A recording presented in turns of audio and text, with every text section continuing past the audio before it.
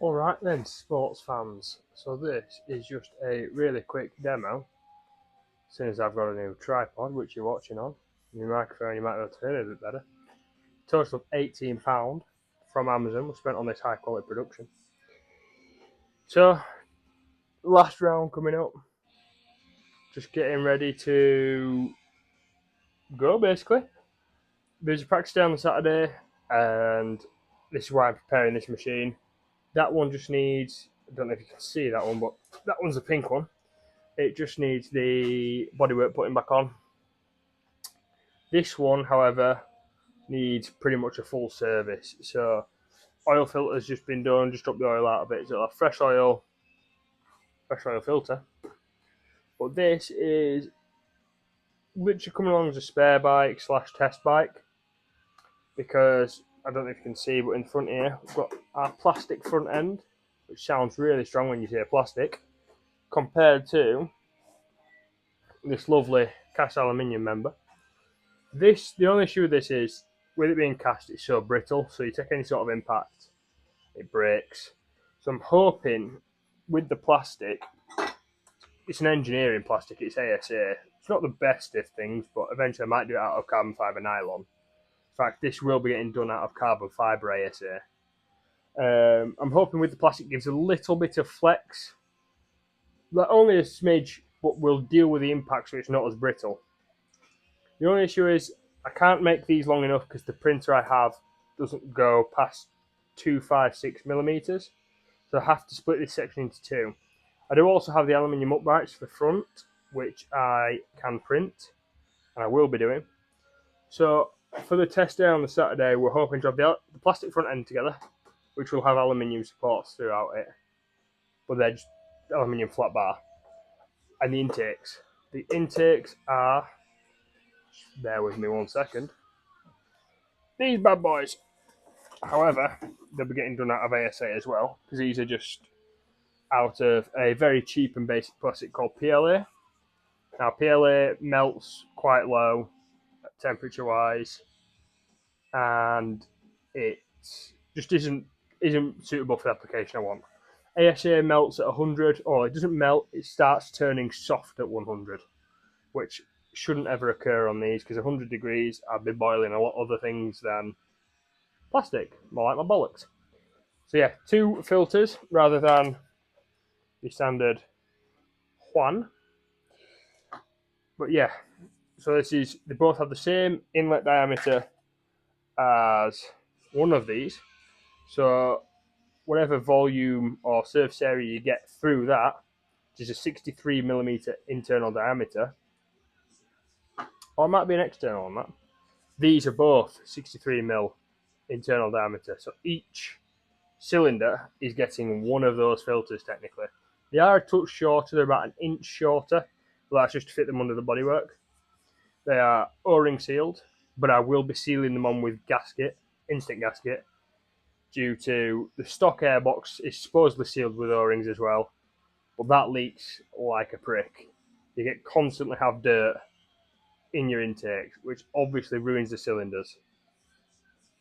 So for this model, which is a mechanical throttle, so throttle cable, there is other things I have to factor in, such as the idle air intake,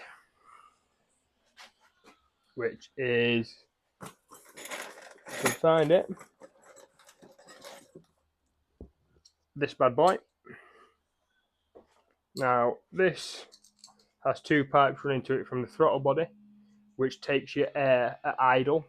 Obviously, with it being a mechanical throttle body, it can't be cracked without cracking the throttle. So if you have a mechanical throttle, which most of the US people seem to have, unless you own a Scrambler S, you will need this add-on bit, which I'm planning on making and selling. Not necessarily for the money bit, but I want to make performance on the Scrambler improved. So this is so like I say, that's mechanical throttle. For the fly-by-wire, which the pink bike is, you won't need that. So the kit will come with filters and filter intakes. It will come with a relocate / catch can for the oil off the top of the engine breather.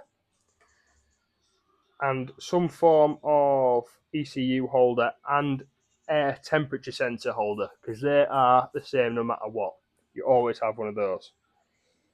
And it'll come on an aluminium plate. I'll show you once it's together and on, which will be in about 5 seconds your world and about 4 days in mine. But that's hopefully what I'm getting to test. These have been in the works for like a year and a half.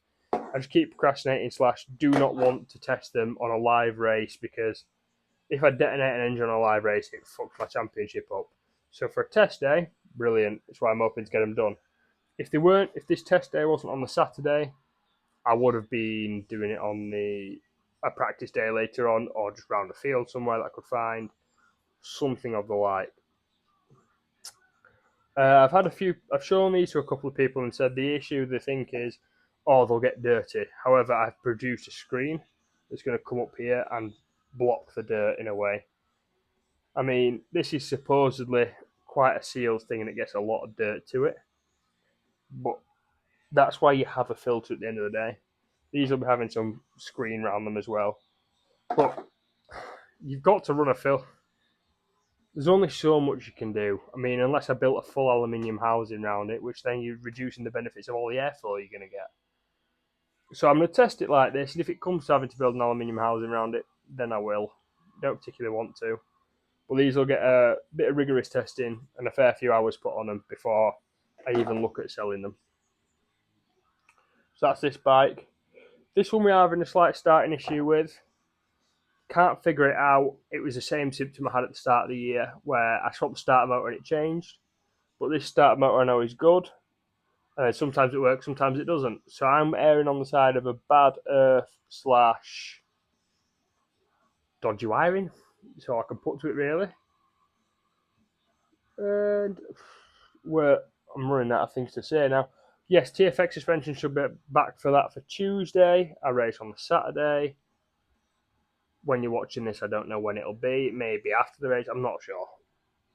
But essentially for this, it's going to have an oil and filter change and have a load of test parts put on it. I'm of course going to take the stock originals to replace if the test parts break. But I tested these material samples, which I'll put a picture in. They've been on there for a couple of races now, just cable tied next to the next to the inlets and the airbox to test the temperature to see if they melt, and they both seem to have held up really well. So I'll take a picture of those. That's about it. I'm looking forward to finishing off the season. Touch wood. Down there. All should be going well. I'm in a good position to win the championship for the clubman class in 4x4 this year, which will mean I go up to the expert class next year for 4x4, which is a big step up. It's a drastic change of pace. I mean, there is nobody slow in that class at all. I'm hoping to pick up the odd podium next year through maybe a bit of luck my way, having a really good race, or some, sounds really awful to say it, but some unfortunate luck for another competitor with an issue potentially that hampers their time a bit. But if it was straight up racing right now, I wouldn't be on the podium. So that's why I'm hoping to get some bike time in this winter and get some practice done. I fancy racing at a decent level. In terms of the US, I know I said I'm going to do this video explaining it all. I've had a couple of questions. Our expert class over here would definitely be cool. I'd edge potentially on the side of lower end of pro class over there, because we do have some really quick riders over here, the likes of all the Can-Am lot, Stu Marley, Harry Stevens, Josh Brown. We did have like Steve Atkins as well. So there are quite a few riders over here that could mix it up at the GNCC. I mean, Steve went over there and got third in the pro class for snowshoe. Don't quote me on it. I think he did. But what you've also got to realise is we're all racing. If we ever race out there, we're racing on borrowed bikes. So, one, not set up to us. Two, not ours to break.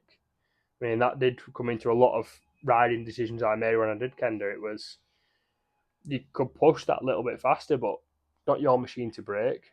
Do you really want to break something of somebody who's been so kind and generous to give you the hospitality out there? Probably not.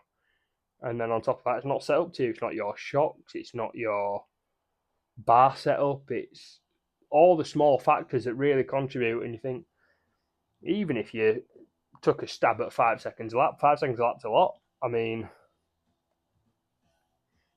then over 9 hours, compound your 5 seconds. It's a lot.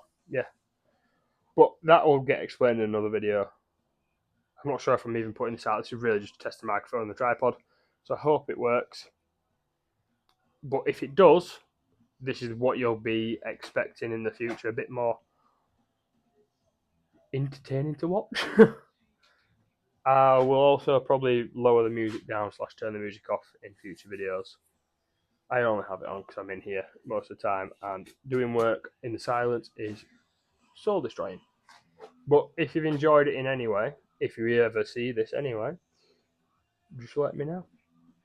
I'll see you after the next race. Hopefully, potentially, with a championship. Not saying anything to ruin it though.